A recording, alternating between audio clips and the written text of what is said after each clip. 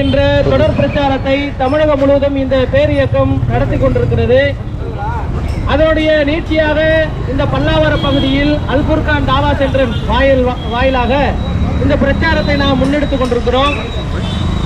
இன்றைய இந்தியா என்பது பெரும் பொருளாதார வீக்கம்,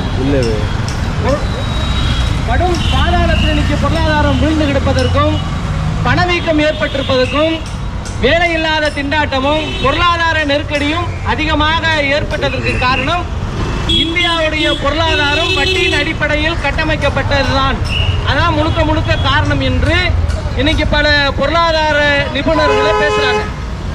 அப்ப இன்னைக்கு வட்டியின் அடிப்படையில் இந்த பொருளாதாரம் இயங்குவதால் இந்த வட்டி மனிதர்களுக்கு நன்மை செய்வதற்கு பதிலாக மனித சமுதாயத்தை அழிவு பாதையில இன்னைக்கு இழுத்து சென்று கொண்டிருக்கிறது.